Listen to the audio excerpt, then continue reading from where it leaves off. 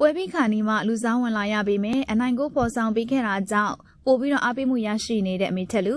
ဒိုလိုချစ်စနိုးခေါ်ကြတဲ့အမေထက်လူကတော့မနေ့ကကစားခဲ့ကြတဲ့ဖိလစ်ပင်းအသင်းနဲ့တွေ့ဆုံမှုမှာတော့ပထမတစ်ပိုင်းလုံးမှာတော့သူမအနေနဲ့ပါဝင်ကစားခွင့်မရရှိခဲ့ပါဘူးရှင်ထိုင်းနိုင်ငံမှာကျင်းပတဲ့စီဂိမ်းမှာမေထက်လူကမြန်မာလက်ရွေးစင်အမျိုးသမီးအသင်းနဲ့ပူးပေါင်းပါဝင်ကစားသွားမယ်ဆိုတာကြောင့်လေ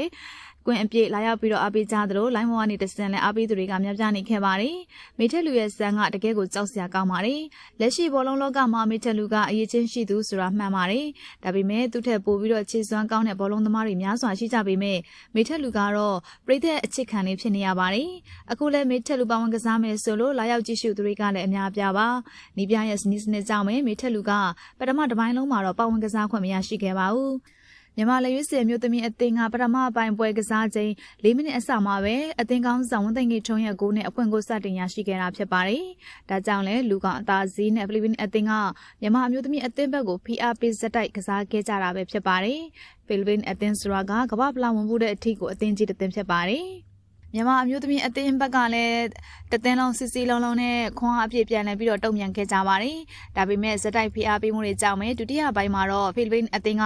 ခြေပကိုပြန်လဲရယူနိုင်ခဲ့ကနှစ်ဖက်တကူးစီတရေဖြစ်နေခဲ့ကြပါတယ်။မြန်မာဘက်ကကူသမားမျိုးမြမြငိမ့်ကလည်းတကယ်ကိုတော်တဲ့ကူသမားတစ်ယောက်ပါရှင်။ကိုမပေးရဖို့အတွက်အသေးအံစူးစမ်းကာကွယ်သလိုတသင်းလုံးကလည်းအနိုင်ရရှိအတွက်အာသွန်ခွန်ဆိုင်ကစားခဲ့ကြတာကိုလည်းတွေ့ရမှာပါ။ပွဲပြီးစောကနေအချိန်မှာတော့နီးပြားကမေထက်လူကိုလူစမ်းဝင်ရောက်ကစားစီခဲ့ပါတယ်။ဒုတိယပိုင်းပွဲပြီးခါနေမိနစ်20ရောက်မှာပဲမေထက်လူက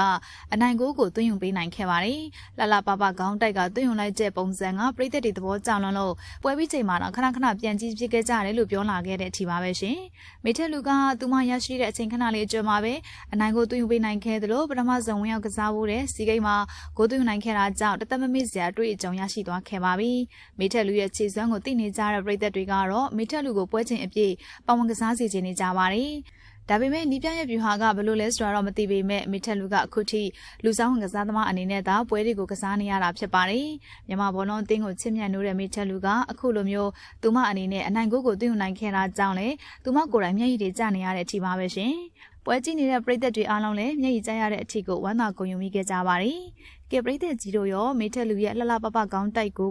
တကယ်ရောသဘောကျကြပါရဲ့လားမေထက်လူရဲ့ခြေစွမ်းနဲ့ပတ်သက်ပြီးတော့ရောဘယ်လိုမျိုးထင်မြင်ကြလဲဆိုတော့ဝေဖန်သုံးသပ်ပေးခဲ့ကြပါအောင်ရှင်။